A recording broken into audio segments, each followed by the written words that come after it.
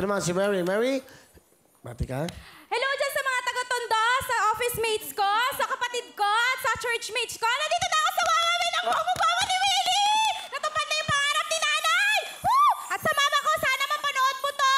Sana pumunta ka naman sa amin. Kung nasan ka man, sana makita mo ako na first time ko na makita na maraming tao dahil alam mo kung gaano ako mahiyain. Pero ginawa ko to kasi mahal na mahal na mahal, mahal ko si nanay at mahal na mahal kita. Yun lang. Mary, yan. Ikaw ba nag-aral, Mary? Yes, Will! Napagtapos ko yung sarili ko dahil sa profession kong call center. So, ako yung panganay sa amin, breadwinner, at ayokong maging pabigat sa tatay ko kasi ganun ko siya kamahal.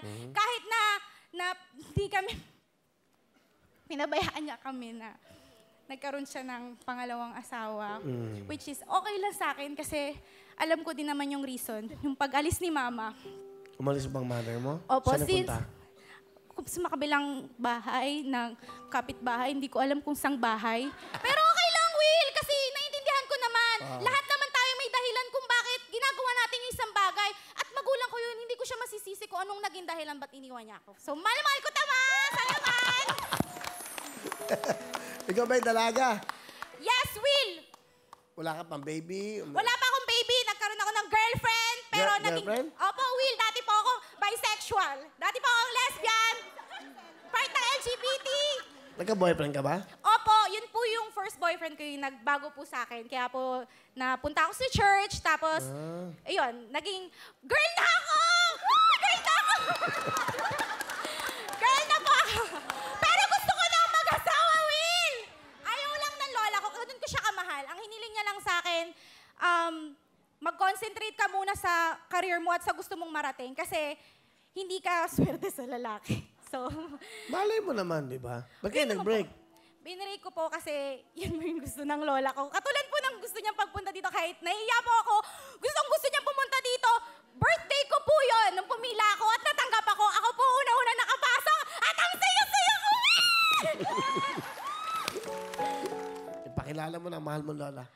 Pinakikilala ko po sa buong mundo ang pinakamamahal kong lola at ang dahilan kung bakit nandito ako, si Lola Mila!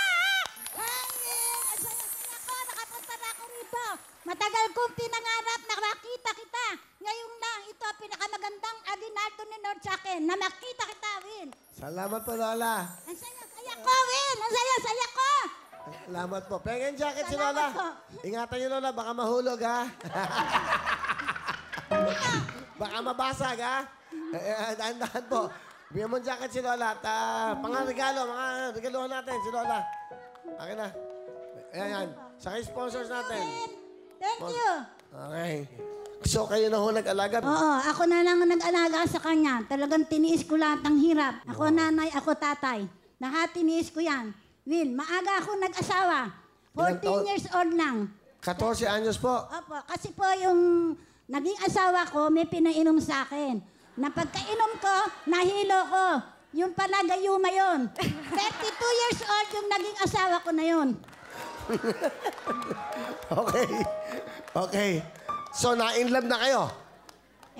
Na-inlove na rin po ako kasi nagkaroon kami ng 5 anak.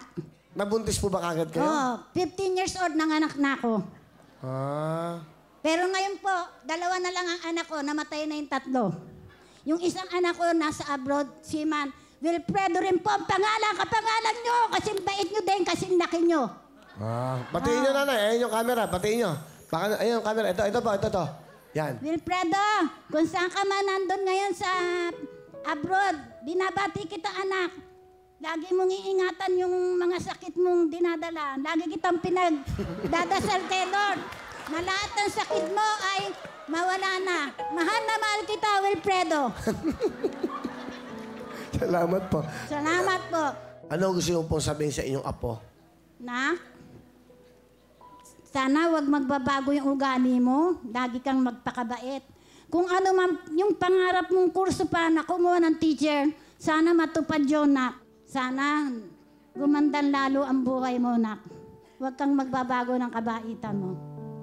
Isa kang masunurin, anak. Mahal na mahal kita. Maraming salamat. Nay, gusto ko pong sabihin sa inyo na lahat gagawin ko para sa inyo. Katulad ng lahat ng ginawa nyo para sa akin. Nay, kayo po yung kayamanan ko. Ikaw lang yung masasabi ko na treasure na ibinigay sa akin ni Lord bukod sa magulang ko. Ikaw lang, sobra-sobra na, sapat na para sabihing jackpot na ako dito. Kasi ang tanging gusto ko lang is yung mapasaya ka. Yung nakita ko lang na sobrang saya mo, pag tuwing 5 na, nag-a-alarm ka pa para mapanood mo si Willie. Tapos pag nag-start na yung show niya, di mo na ako kinakausap, Nay. Pero okay lang. Kasi yung nakita kong happiness mo, iba. Mas masaya ako. Mahal na mahal kita, Nay.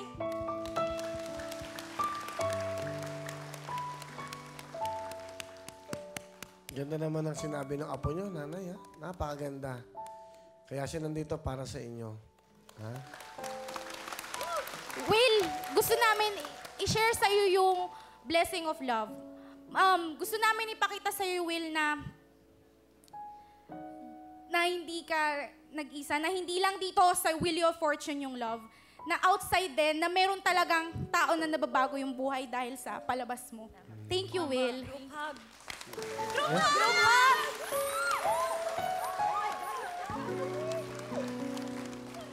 Thank you. Ganda, no? Actually, meron din kami natututunan sa mga sinasabi nyo. At naging inspirasyon din sa sarili ko to. Yun na, pag uwi ko mamaya, may isip ko itong mga pinag-usapan natin. And then sasabihin ko, Lord, salamat, instrumento tong programang to sa mga katulad nila. Praise God.